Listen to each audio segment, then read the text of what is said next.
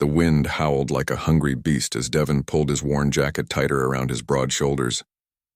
The digital clock on his dashboard read 11:43 p.m., and the temperature outside had dropped to 15 degrees.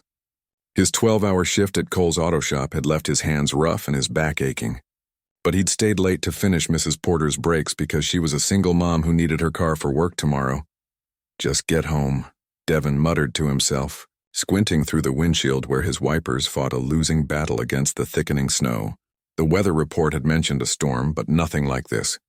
What had begun as gentle flakes during his evening shift had transformed into a full-blown blizzard, turning the familiar streets of his neighborhood into an unrecognizable white landscape. The radio crackled with warnings. All residents are advised to stay indoors. Emergency services are overwhelmed. Repeat, this is not a night to be on the roads. Devon's 10-year-old Chevy groaned as he carefully navigated the slippery streets. He lived just 20 minutes from the shop, but at this rate it might take an hour. His thoughts drifted to the warm bowl of stew waiting in his fridge and the stack of bills on his kitchen table. The mortgage payment for his late mother's house was due next week, and the property taxes had just gone up again.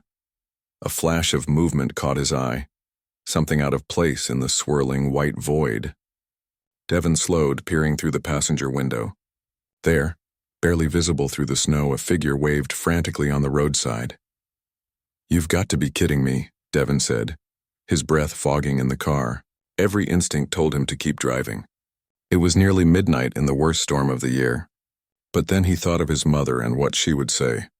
We don't turn away from folks in need, no matter what they look like or where they come from. Devon pulled over, his tires crunching on the snow-packed shoulder. He cracked his window just enough to call out, "You okay?" The figure stumbled toward his car, an elderly white man with a lined face and expensive-looking coat now covered in snow. His white hair was plastered to his forehead, and his cheeks were alarmingly red from the cold. "My car," the man gasped, pointing behind him where Devon could just make out the shadowy outline of a vehicle, half buried in a roadside ditch. "Hit a patch of ice. Phone's dead. Been out here almost an hour." Devon hesitated only a second before unlocking his doors. "Get in before you freeze to death."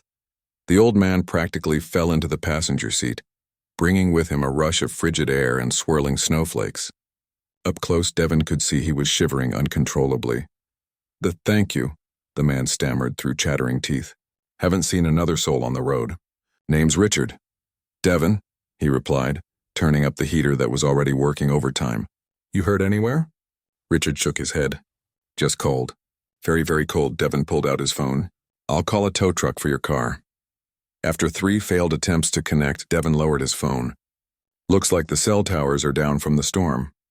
"What now?" Richard asked, still shivering but looking slightly less pale. Devon stared out at the worsening conditions. The snow was falling so fast he could barely see 10 feet ahead. His apartment was still 15 minutes away in good weather. No way they'd find a hotel open at this hour, and even if they did, getting there in this weather would be dangerous. "My place isn't far," Devon said finally. "You can warm up there, use my landline if you need to call someone. We can figure out your car in the morning when the storm passes." Richard looked at him with surprise. "You do that for a complete stranger?" Devon shrugged, already easing the car back onto the road. "Wouldn't want anyone leaving my grandfather out in weather like this." The drive that should have taken 15 minutes stretched to nearly 45 as Devon inched along the snow-covered streets. Twice they almost got stuck in drifts that had formed across the road. The silence in the car grew comfortable as both men focused on the treacherous journey.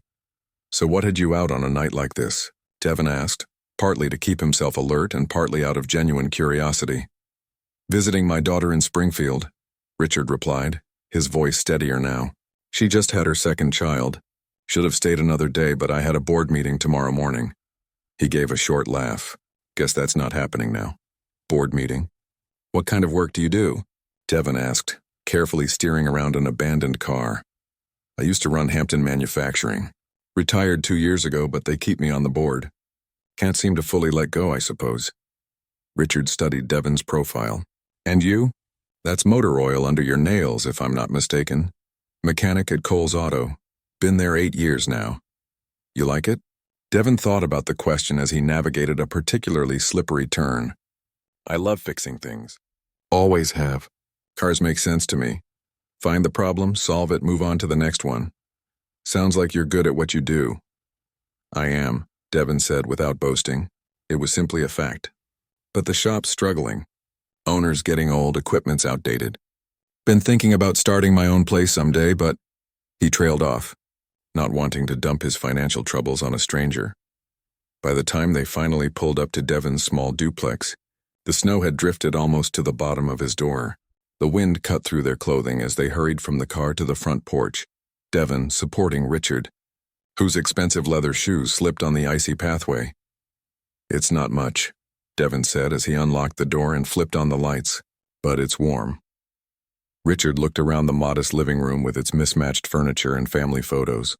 A bookshelf crammed with automotive manuals stood against one wall. The space was clean but worn, with a patched couch and an old TV that had seen better days. It's perfect, Richard said sincerely. Thank you. Devin hung up their coats and showed Richard to the bathroom before heading to the kitchen to put on a pot of coffee. Through the window he could see nothing but white, the streetlights mere glowing orbs in the blizzard. The weather report on his phone now showed the storm wouldn't let up until morning. When Richard emerged from the bathroom, color had returned to his face. Devin handed him a steaming mug and pointed to the couch. Make yourself comfortable. Phone's on the wall if you need to call anyone. I'll grab you some blankets for the night. My wife passed 3 years ago, Richard said quietly. My daughter will be worried, but she's snowed in herself. The board can wait. Devin nodded, understanding loss without needing details. I lost my mom last year, cancer. This was her place. He hadn't meant to share that. But something about the night, the storm isolating them from the outside world, made conversation flow easily. As the hours ticked by and the storm raged outside, the two men talked. Richard spoke about his 50 years in manufacturing, starting as a floor worker and eventually buying the company.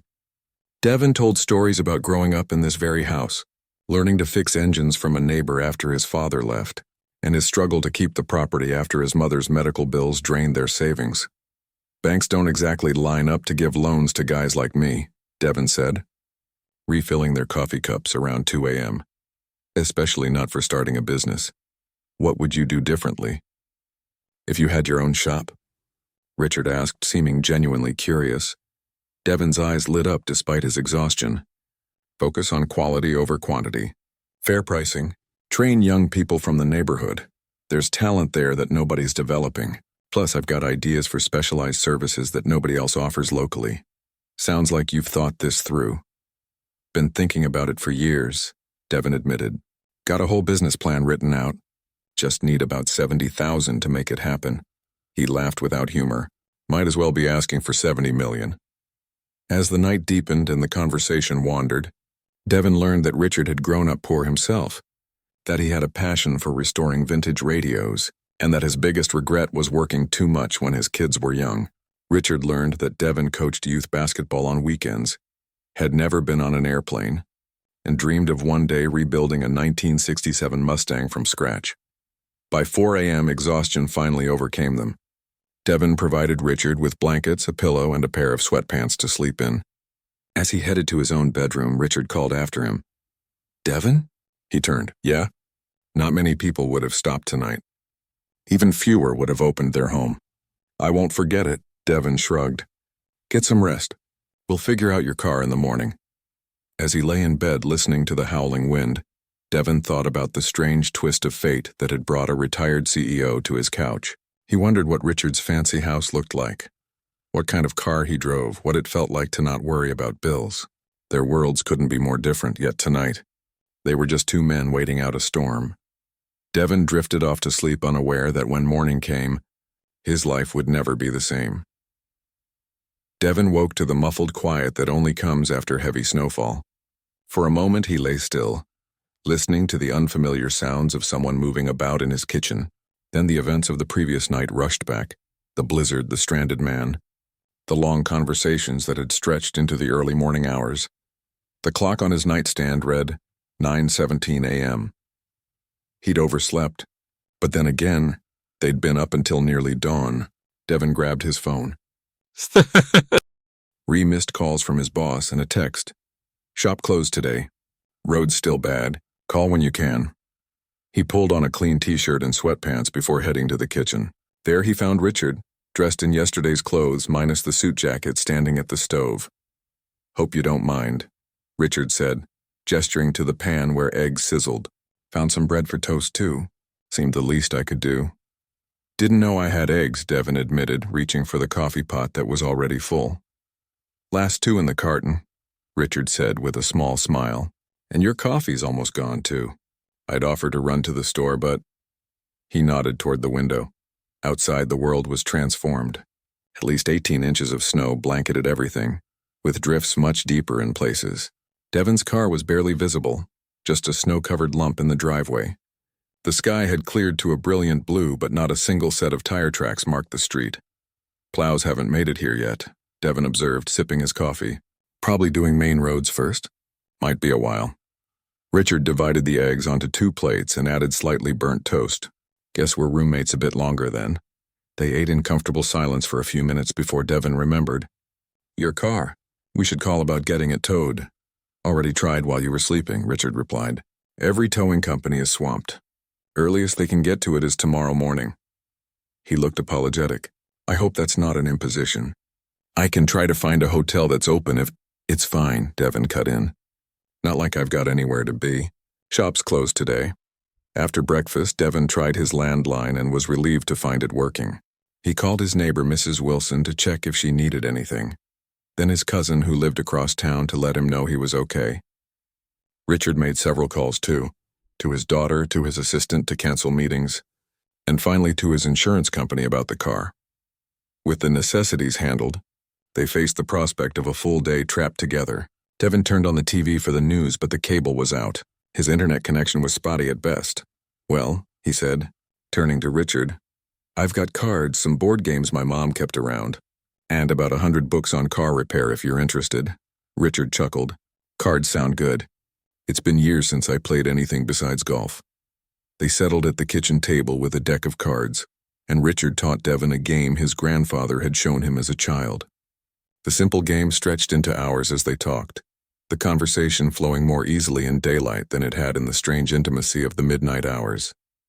"So your mother left you this house?" Richard asked, shuffling the cards for another round. Devin nodded. "She worked 2 jobs most of her life to pay it off. Cleaning offices during the day, cashiering evenings and weekends. Always said owning something that couldn't be taken away was important. Smart woman. Smartest I knew."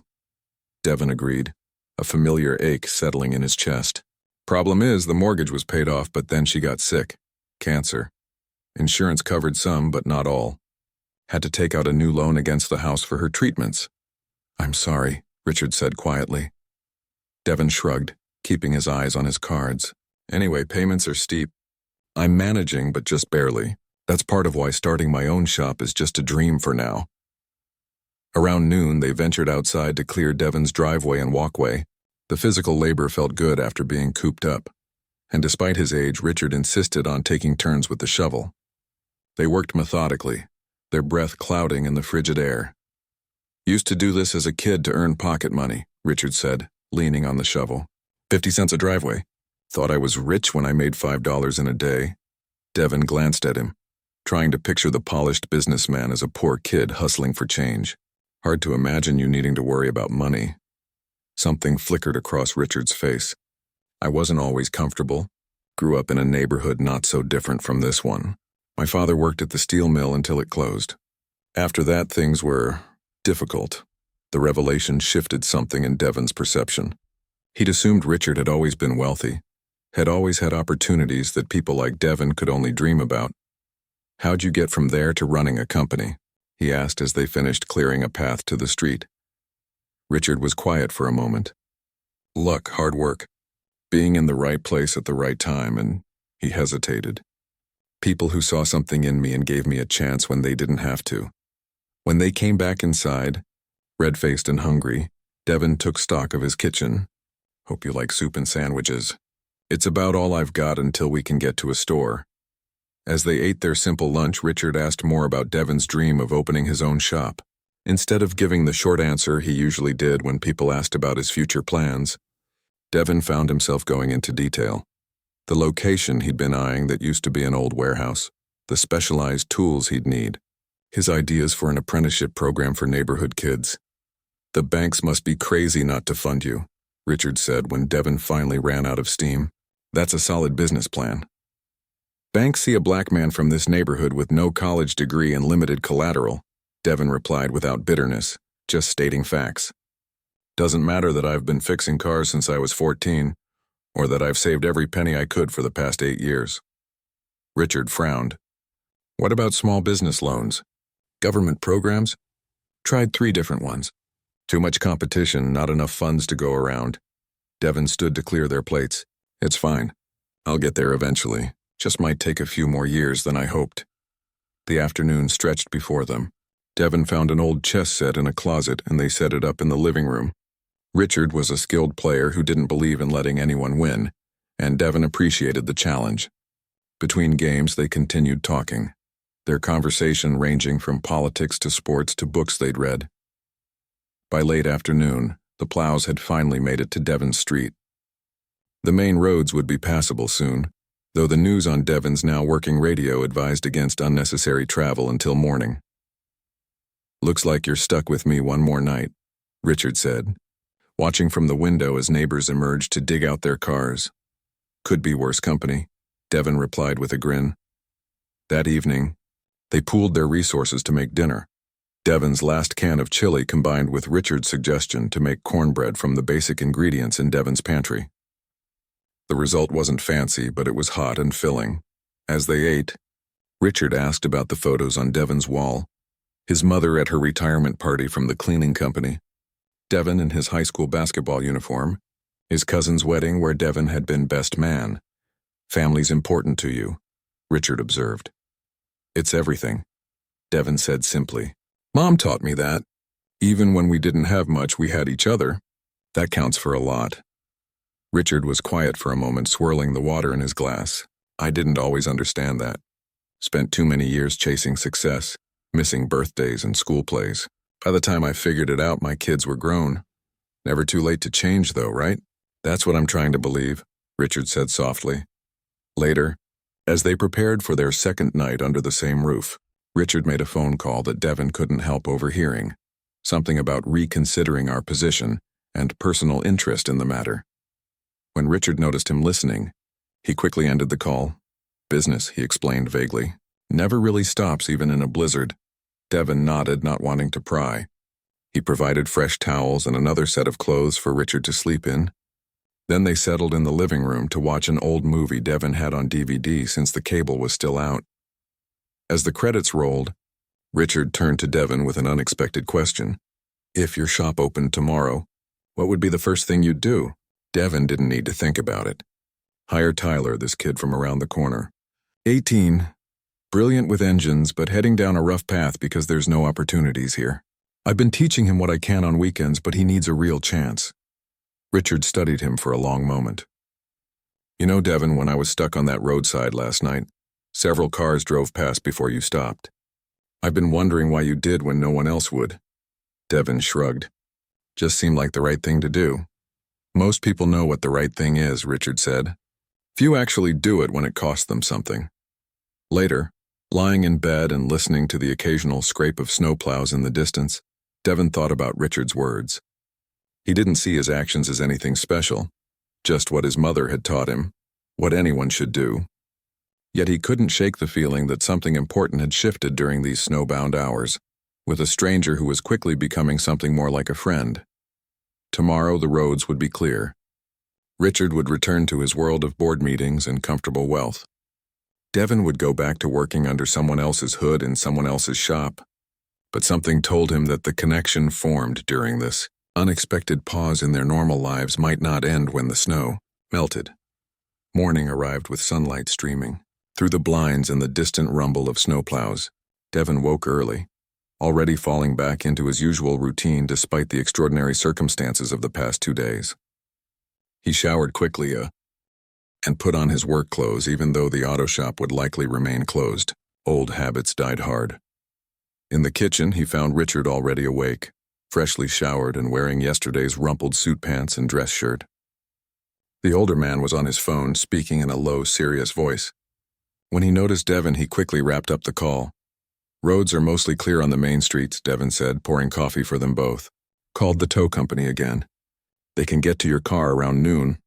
Richard nodded, accepting the steaming mug. "My assistant is sending a car for me. Should be here in about an hour, if that's all right with you." "Of course," Devon said, feeling a strange mix of relief and disappointment. The past 36 hours had been surreal. Sharing his small home with a wealthy stranger, talking about things he rarely discussed with anyone. Part of him was ready to return to normal life, but another part recognized that something unusual had happened between them, something that felt important. They ate breakfast with the radio playing in the background, slightly stale cereal with the last of the milk. The news reported that the blizzard had been the worst in 30 years, with over 2 feet of snow in some areas and thousands still without power. "Lucky your heat stayed on," Richard commented. "Gas furnace," Devon explained. "Works even when the power's out. One of the reasons my mom loved this old place." As they cleaned up the breakfast dishes, Richard cleared his throat. "I want to thank you properly, Devon. What you did, stopping for me, bringing me into your home, not everyone would have done that." Devon shrugged. "Anyone would have." "No," Richard said firmly. "They wouldn't, and we both know it." An uncomfortable silence fell between them. Devon busied himself wiping down the counter, not sure how to respond. "I'd like to help you," Richard said suddenly. "With your shop." "The loan." Devon froze, then slowly turned around. "What?" "I have connections at several banks. I could make some calls, arrange meetings. With your business plan and my recommendation." "I don't need charity," Devon cut in, his voice sharper than he intended. Richard looked taken aback. "It's not charity. It's an investment. In you and your skills." Devon's pride warred with practicality. This could be the chance he'd been waiting for. The opportunity to finally move forward with his dream. But something about it felt wrong. Too easy, too convenient, like he was being handed something he hadn't earned. "Why would you do that? You barely know me." Richard set down his coffee mug. "I know enough." "I know you're skilled, hard-working, and honest. I know you stopped to help a stranger in a dangerous situation when others drove past. I know you have a solid business plan that banks are foolish to overlook." He paused. "And I know what it's like to need just one person to believe in you." Before Devon could respond, Richard's phone buzzed. He glanced at it. "My car is 5 minutes away." He reached into his pocket and pulled out a business card, placing it on the counter. "My personal number is on the back. Call me next week. We'll talk details." Devon stared at the card but didn't pick it up. "I'll think about it." Richard nodded, seeming to understand Devon's hesitation. "That's all I ask." They stood awkwardly in the kitchen until headlights flashed through the window, announcing the arrival of Richard's car. Devon helped him gather his few belongings, and they walked to the door together. "The tow truck will take your car to Cole's Auto," Devon said. "That's where I work. They'll call you with an estimate." "Thank you," Richard said, extending his hand. "For everything." Devon shook it, noticing how firm the older man's grip was despite his age. "Take care of yourself." And just like that, Richard was gone, climbing into the sleek black car that looked wildly out of place on Devon's snow-covered street. Devon watched until the car disappeared around the corner, then went back inside, the house suddenly feeling emptier than it had before. The business card sat on the counter where Richard had left it. Devon picked it up, running his thumb over the embossed lettering. Richard Thornton, Chairman Emeritus, Thornton Manufacturing. Below that was a phone number written in neat handwriting. He propped the card against the coffee maker, not ready to decide what to do with it yet. The next few days passed in a blur of normalcy. The auto shop reopened and Devon threw himself into his work, trying not to think about Richard's offer or the business card that now lived in his wallet. He fixed brakes and changed oil and diagnosed engine problems, finding comfort in the familiar routine. On Friday, his boss called him into the small office at the back of the shop.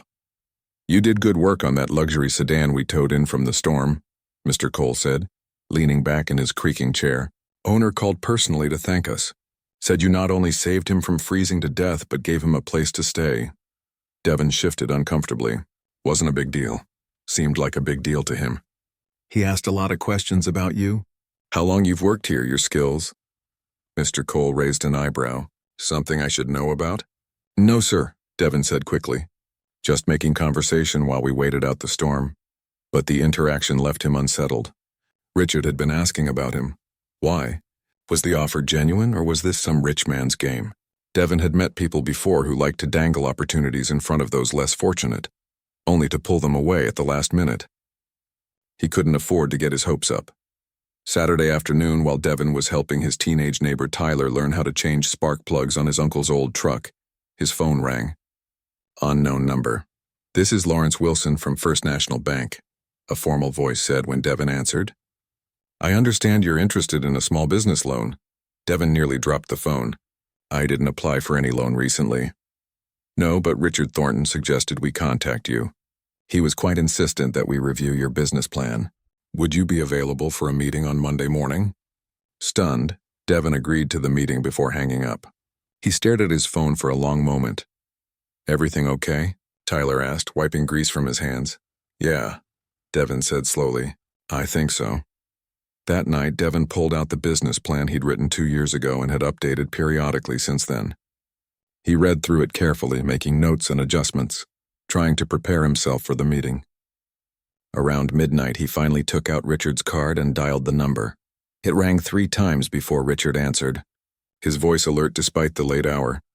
"I got a call from First National Bank today," Devon said without preamble. "Said you told them to contact me. Is that a problem?" Richard asked. Devon took a deep breath. "Why are you doing this? Really, is this some kind of, I don't know, rich guy charity project? Make yourself feel good by helping the poor black mechanic?" There was a long pause on the line. When Richard spoke again, his voice was quiet but firm. "When I was 19, I worked at a gas station. One day, a man's car broke down outside. I fixed it for him. Turned out he owned a small manufacturing plant. He offered me a job, taught me the business. 20 years later, I bought that company from him when he retired." Another pause. "He had no reason to give me that chance. But he did, and it changed my life. I've always believed we have a responsibility to do the same for others when we can." Devon sat with that for a moment, letting the words sink in. "The meeting on Monday," Richard continued. "It's just the first step. They'll still need to evaluate your business plan, your credit, everything else. I've just made sure they'll actually look at it instead of dismissing it outright. And if they approve it, then you'll have earned it. This isn't a handout, Devon. It's removing an unfair barrier so your work and ideas can stand on their own merits." After they hung up, Devon stayed awake for hours, thinking about Richard's words and what they meant. The idea that this could actually happen, that his dream might be within reach, was almost too much to process. Monday morning, Devon put on the only suit he owned, the one he'd worn to his mother's funeral. It felt tight across the shoulders, but it was the best he could do. He brought 3 copies of his business plan, neatly printed and bound at the copy shop down the street.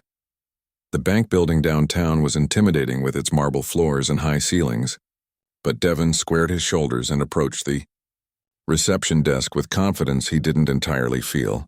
"I have an appointment with Lawrence Wilson," he said. The receptionist directed him to the 3rd floor, where a secretary showed him into a conference room. To his surprise, 3 people were waiting for him. Mr. Wilson, a woman introduced as the small business loan specialist, and Richard himself, dressed impeccably in a tailored suit. "Hope you don't mind my being here," Richard said, shaking Devon's hand as if they were meeting for the first time. "I've made some investments in local businesses, and I'm interested in seeing how the process works from this side." Devon understood the subtle message. Richard was here to support him, but was deliberately creating professional distance, making it clear that this was a legitimate business meeting, not a favor to a friend. For the next hour, Devon presented his business plan, answering questions about projected revenue, equipment needs, staffing, and marketing strategies. The bankers were thorough but respectful, treating him like any other loan applicant. Richard said little, only occasionally asking a clarifying question. When the meeting ended, Mr. Wilson stood and shook Devon's hand firmly. "We'll need to review everything, of course, but I'm impressed with your preparation. Mr. Jackson, we should have an answer for you by the end of the week." In the elevator afterward, Devon finally let out the breath he'd been holding. "Thank you," he said quietly to Richard. "Don't thank me yet," Richard replied. "But for what it's worth, I think you nailed it." As they parted ways outside the bank, Richard handed Devin another business card, this one for his personal attorney. Call her tomorrow. If the loan comes through, you'll need help with paperwork, finding the right property, that sort of thing. He smiled. Something tells me you're about to be very busy. Driving back to his neighborhood, Devin felt a strange mix of emotions: hope, fear, excitement, disbelief. The snow from the blizzard was already melting in the bright sun, leaving behind only the memory of that fateful night. But whatever happened next, Devin knew that his life had already begun to transform in ways he couldn't have imagined just a week ago. The call came on Thursday afternoon while Devin was underneath a Honda Civic, replacing a rusted exhaust system. His phone buzzed in his pocket, but he couldn't reach it with his hands covered in grime and metal particles. When he finally finished the job 40 minutes later and checked his messages, he had a voicemail from Lawrence Wilson at First National Bank. "Mr. Jackson, please call me back at your earliest convenience regarding your loan application." Devin's heart pounded as he stepped outside the garage bay, wiping his hands repeatedly on a shop rag. He took a deep breath before returning the call, trying to prepare himself for either outcome. "Mr. Wilson, this is Devin Jackson returning your call." "Ah, Mr. Jackson, good news. The loan committee has approved your application for $75,000 to establish your automotive repair business." Devin leaned against the brick wall of the shop, his legs suddenly unsteady. "They approved it, all of it?" "Yes, your business plan was quite thorough, and your experience in the field is impressive. Of course, there are conditions. The property you select will need to be appraised, and we'll need to finalize the interest rate and repayment schedule. But essentially, yes. The funds will be available once we complete the paperwork." Devin closed his eyes, letting the reality wash over him. After years of dreaming, planning, saving, and being rejected by bank after bank, it was finally happening. "Thank you," he managed to say. "When should I come in to sign the papers? We can set that up for early next week. In the meantime, I suggest you begin looking at properties." Do you have a location in mind? Devin did. The old Wilson Auto Parts warehouse on Maple Street had been vacant for nearly 2 years. It was the perfect size, had the right zoning, and was located just at the edge of his neighborhood where rent was still affordable. He'd walked past it countless times, imagining what it could become. "Yes, I know exactly where I want to be." That evening, Devin sat at his kitchen table surrounded by papers, loan details, property information he'd printed at the library, notes about equipment he would need. The magnitude of what was happening finally hit him. He was going to own his own business. The responsibility was overwhelming, but so was the excitement. He picked up his phone and called Richard. "I got the loan," he said simply when Richard answered. "Congratulations," Richard replied, and Devin could hear the genuine pleasure in his voice. "I knew you would. Have you celebrated yet?" Devin looked around his empty kitchen. "Not exactly. Been busy with the paperwork. That won't do. Have dinner with me tomorrow night. There's someone I'd like you to meet. An old friend who specializes in commercial real estate. I'd be helpful with finding your location. Actually, I already have a place in mind, the old Wilson Auto Parts building on Maple. Even better, he can help you navigate the purchase process." 7 o'clock at Riverside Grill? Devin hesitated. Riverside Grill was one of the most expensive restaurants in town, the kind of place he'd never even considered eating at. Richard seemed to sense his discomfort. "This is a business dinner, Devin. You're about to be a business owner. These are the places where deals get made." Put that way, it made sense. 7 o'clock. I'll be there. The next day at work, Devin gave Mr. Cole his 2 weeks' notice. The older man didn't seem surprised. "Figured this might be coming after that fancy banker called asking about you," he said, looking up from his cluttered desk. "Where are you headed? One of those dealership service centers?" "Actually, I'm opening my own shop," Devin said, still not quite believing the words himself. Mr. Cole's eyebrows shot up. "No kidding. Where'd you get the money for that?" "Got a loan. Finally found a bank willing to look at my business plan." "Well, good for you." Mr. Cole extended his hand. "You're a hell of a mechanic, Devin. I hate losing you, but I respect a man who builds something for himself." The unexpected support from his boss boosted Devin's confidence as he prepared for dinner that night. He wore the same suit he'd worn to the bank meeting, freshly dry cleaned, and arrived at Riverside Grill 15 minutes early. The restaurant was elegant without being stuffy, with large windows overlooking the city's riverfront.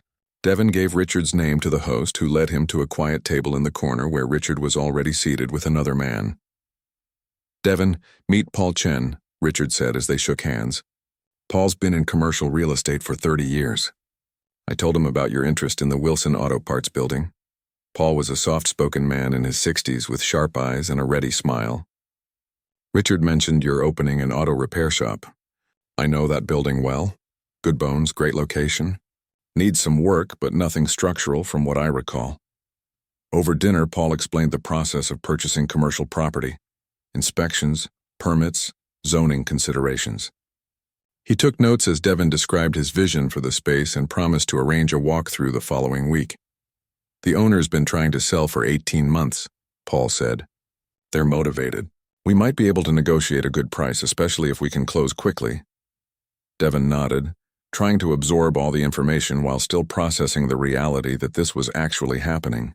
Through it all, Richard remained mostly quiet, occasionally asking a clarifying question but generally letting Devon and Paul work out the details. As they waited for dessert, Richard finally spoke up. "Devon, there's something else I wanted to discuss with you, something beyond the property." Devon looked up, suddenly wary. Was there a catch coming? Some condition to Richard's help that he hadn't mentioned before. "I've been thinking about your idea for an apprenticeship program," Richard continued. "Training young people from the neighborhood. It's exactly the kind of community investment my foundation supports." "Your foundation?" Richard nodded. "The Thornton Foundation. We fund educational initiatives, small business development in underserved communities, that sort of thing. I'd like to offer a grant to cover the costs of setting up a formal apprenticeship program at your shop. Tools, materials, maybe even stipends for the apprentices themselves." Devon set down his fork, stunned. "Why?" "Because it's a good idea," Richard said simply. "And because I believe you're the right person to make it work. This isn't charity, Devon. It's an investment in the future of your community, and frankly in the future of skilled trades in this country. We're facing a serious shortage of qualified mechanics, electricians, plumbers, people who know how to build and fix things." Paul nodded in agreement. "He's right. My son just paid a fortune to have his HVAC system repaired because there aren't enough trained technicians anymore."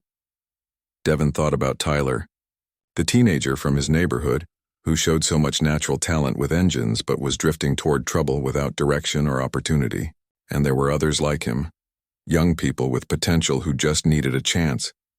"I'd need to think about how to structure it," he said slowly. "Make sure it's done right." "Of course," Richard agreed.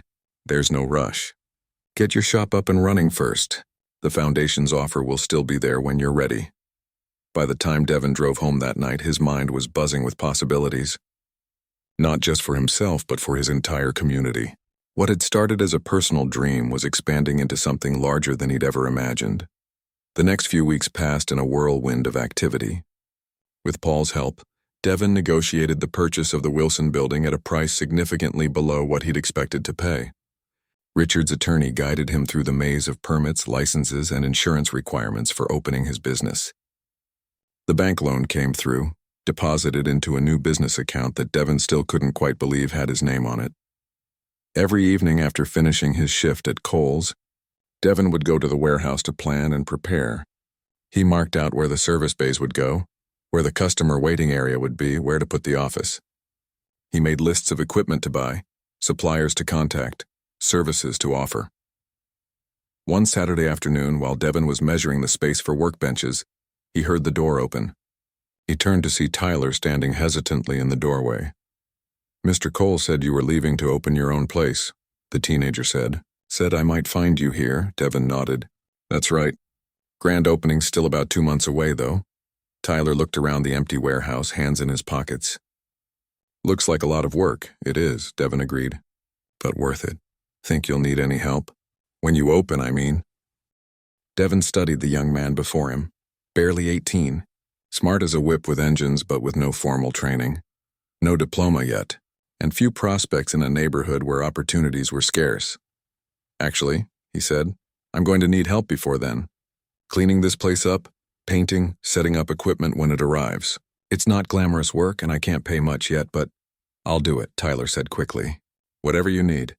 I want to learn." And just like that, Devon's apprenticeship program began. not with a fancy grant or formal structure, but with one teenager willing to work and one mechanic willing to teach. The following weeks brought more progress. Equipment started arriving, some new, purchased with the loan money, and some used but still serviceable, bought at auction or from shops that were upgrading. Devin installed new lighting, repaired the heating system, and painted the exterior a deep blue with Jackson Automotive in bold white letters across the front. Word spread quickly through the neighborhood. 3 times a day people would knock on the door asking when the shop would open, if Devin was hiring, whether he'd be able to fix this problem or that one. Each time Devin would take a few minutes to talk with them, building connections, establishing trust. Mr. Cole stopped by one evening, surveying the transformation with obvious approval. "Looking good, Devin, real good. Thanks. Couldn't have done it without what I learned working for you."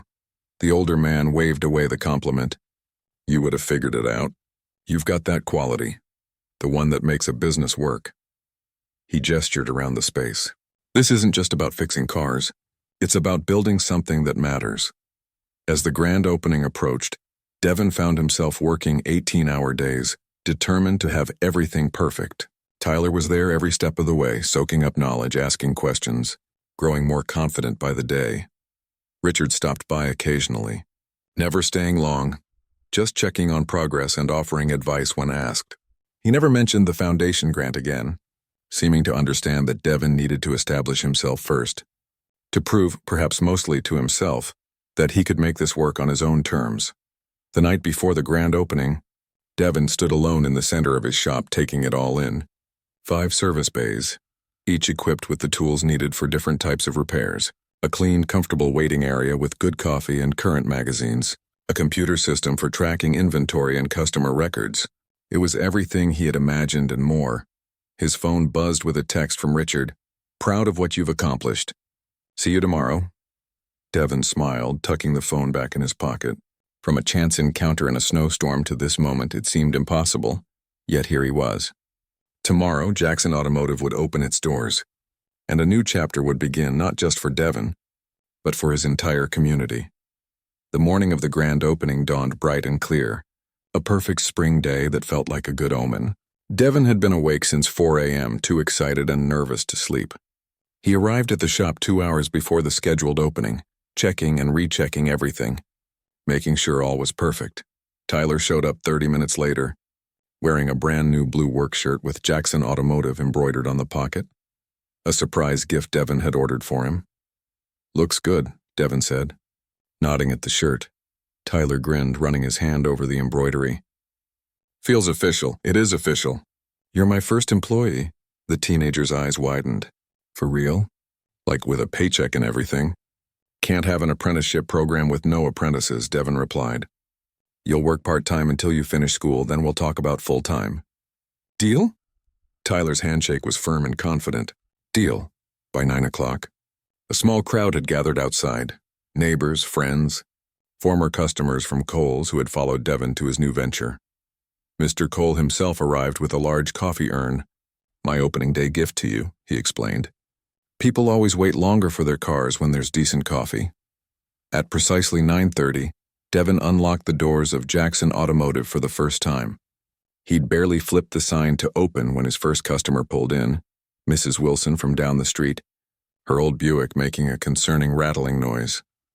"Wouldn't dream of letting anyone else look at it," she said as she handed over her keys.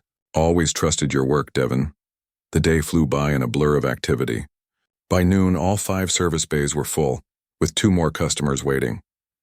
Devin moved from one job to the next, diagnosing problems, explaining repairs, calculating estimates. Tyler shadowed him, learning not just about cars but about customer service, about building trust, about running a business. Around 2 o'clock, a sleek black car pulled into the parking lot. Richard stepped out, looking around appreciatively at the busy shop.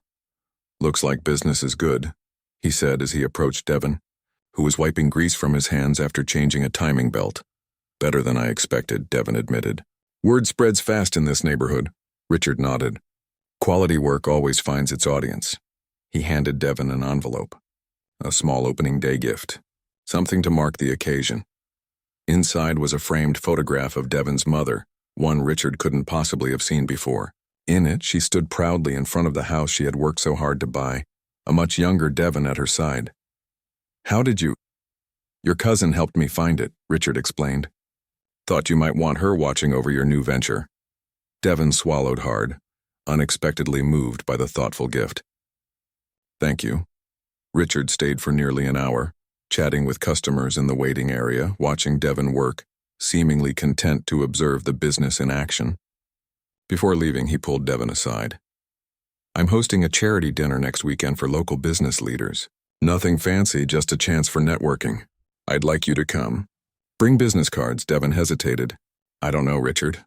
That's not really my scene." "It wasn't mine either once upon a time," Richard replied. "But connections matter in business. The people who'll be there, they own cars too, you know. Expensive ones that need specialized care. Put that way, it made business sense." "All right, I'll be there." By closing time, Jackson Automotive had serviced 23 vehicles and booked appointments for 12 more. Devon's feet ached, his back was sore, and he'd never been happier in his life. This shop, these tools, this business, all his. A dream realized.